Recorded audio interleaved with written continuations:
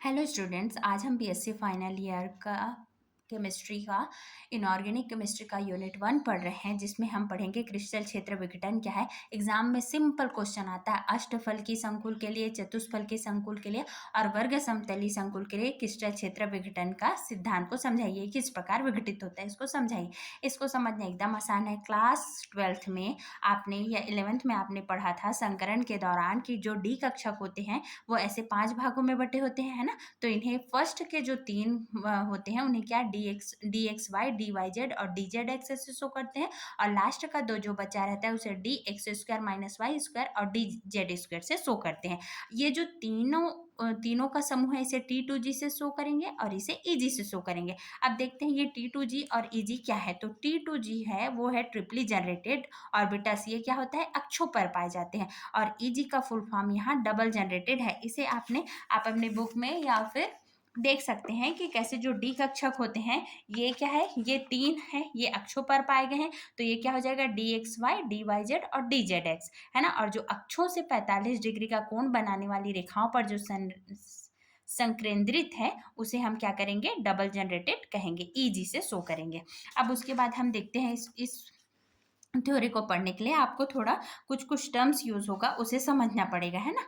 अब समभ्रंशी हर्षित या degenerate orbitals किसे कहेंगे। तो एकदम सिंपल एग्जांपल है, किसी विलगित गैसीय निकाय या गैसीय निकाय भी बोल सकते हैं या गैसीय धातु परमाणु या आयन के सभी 5 डी ऑर्बिटल की ऊर्जा समान होगी।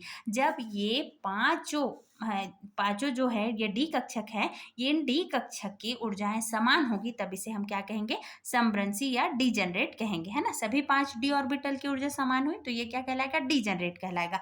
अब क्या होता है, हमने CFT में पढ़ा है कि धातु आयन के 5 डी ऑर्बिटल लिगेंड के प्रभाव में विभिन्न ऊर्जा समूहों में बढ़ जाएंगे या समुच्चयों में जो विघटन होगा वही क्या कहलाएगा, इसका क्रिस्टल क्षेत्र विघटन कहलाएगा। इसको आप ऐसे भी समझ सकते हो, क्रिस्टल बनता कैसे है, केंद्रीय धातु आयन और लिगेंड से। केंद्रीय धातु आयन क्या करता है, लिगेंड के प्रभाव में खुद उसके जो डी कक्षक है वो क्या हो जाता है, उनमें डी कक्षक के ऊर्जाओं में अंतर होता है और वो क्या होता है एक तरफ शिफ्ट हो जाता है, जिससे केंद्रीय धातु आयन क्या होता है धन आयन की तरह बिहेव करता है, और लिगेंड क्या होता है ऋण आवेश की तरह, बिंदु ऋण आवेश की तरह बिहेव करता है, जिसके कारण क्या होता है उनमें एक विघटन हो जाता है, और ये क्या कहलाएगा क्रिस्टल क्षेत्र विघटन कहलाएगा। तो धातु आयन के पांच डी ऑर्बिटल का लिगेंड के प्रभाव से जो विघटन होगा 2 समूहों में विघटित होता है, इसको आपको बताया जाएगा कैसे विघटित होता है, यही क्या कहलाएगा क्रिस्टल क्षेत्र विघटन कहलाएगा। अब क्रिस्टल क्षेत्र विघटन ऊर्जा क्या है, किसी संकुल में लिगेंड के प्रभाव के कारण धातु आयन का जो 2 ऑर्बिटल या समुच्चयों में विघटन होगा, यहाँ हमने क्या पढ़ा ये विघटित होगा, और विघटन से जो ऊर्जाओं का अंतर है वही इसका क्रिस्टल क्षेत्र विघटन ऊर्जा कहलाएगा। आपको एकदम सिंपल है, ये तीनों परिभाषाएं बहुत आसान है। जो सभी डी ऑर्बिटल के ऊर्जा समान है तो इसे क्या कहेंगे डीजनरेट या समभ्रंशी ऑर्बिटल कहेंगे। अब ये क्या होगा, धातु आयन में लिगेंड के प्रभाव से इनका विघटन होगा, कौन कौन से 2 भागों में, T2G और EG के भागों में विघटन होगा, तो ये क्रिस्टल क्षेत्र विघटन कहलाएगा। अब इस विघटन से जो ऊर्जा में अंतर होगा वही क्या कहलाएगा क्रिस्टल क्षेत्र विघटन ऊर्जा कहलाएगा। अब आगे देखते हैं क्या होगा। अब ये जो क्रिस्टल क्षेत्र विघटन ऊर्जा है इसे हम किससे शो करेंगे, डेल्टा या DQ से। इसे सिंपल पढ़ा जाता है, इसे डेल्टा या इसे DQ, है ना। अब देखो डेल्टा से तो इसे शो किए हम, तो डेल्टा T, डेल्टा SP और डेल्टा O, है ना। तो T फॉर टेट्राहेड्रल, इसे कहेंगे चतुष्फल की, SP मीन्स स्क्वायर प्लेनर वर्ग समतली, O मीन्स ऑक्टाहेड्रल अर्थात अष्टफल की। ये टर्म्स आपको एग्जाम में याद रखना होगा।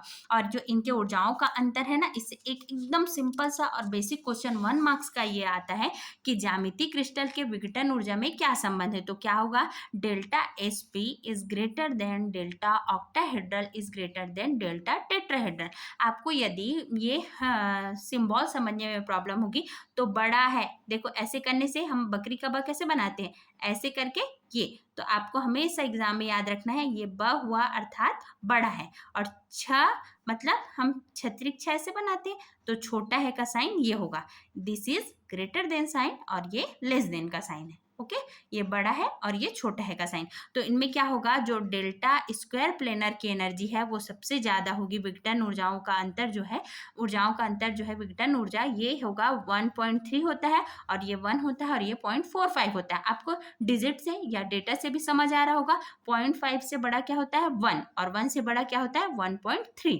ओके, अब थोड़ा सा और देखते हैं। क्रिस्टल क्षेत्र स्थायीकरण ऊर्जा।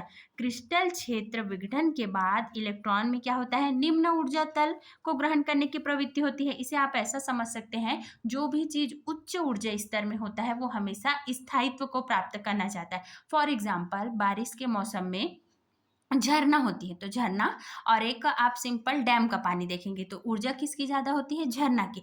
तो झरना क्या है, हमेशा नीचे, झरना का पानी हमेशा क्या बिहेव करता है या क्या शो करता है, वो जल्दी से जल्दी नीचे आके स्टेबल होना चाहता है, क्योंकि ऊपर में उसकी ऊर्जा बहुत ज्यादा है, इसलिए वो क्या होता है, नीचे आने की। तो सेम यही चीज यहाँ हो रहा है। क्रिस्टल क्षेत्र विघटन के पश्चात इलेक्ट्रॉनों में निम्न ऊर्जा तल को ग्रहण करने की प्रवृत्ति होती है। अब विघटन के बाद केंद्रीय धातु आयन में उपस्थित डी इलेक्ट्रॉन का पुनर्वितरण होता है, और इस क्रम में क्या होता है, इलेक्ट्रॉन सबसे पहले कम ऊर्जा स्तर में, उसके बाद उच्च ऊर्जा स्तर में प्रवेश करता है, जिससे ऊर्जा में कमी कब आएगी, जब वो तंत्र ऊर्जा निष्कासित करेगा या ऊर्जा को बाहर उत्सर्जित करेगा। ये ऊर्जा का उत्सर्जन, जो ऊर्जा निष्कासित होती है, इसे ही क्रिस्टल क्षेत्र की स्थायीकरण की ऊर्जा कहते हैं। तो जब आपको एग्जाम में आएगा अष्टफल की, चतुष्फल की और वर्ग समतली के लिए, ये आपको एक बेसिक है, इसका नोट्स मैं आपको डिटेल में दे दूंगी, अपलोड कर दूंगी। पर पहले आपको ये समझना होगा कि क्रिस्टल क्षेत्र है, क्रिस्टल क्षेत्र विघटन है क्या, ये टर्म्स है। और उसके बाद अभी मैं अष्टफल की, चतुष्फल की और वर्ग समतली का और डायग्राम के थ्रू समझाती हूँ।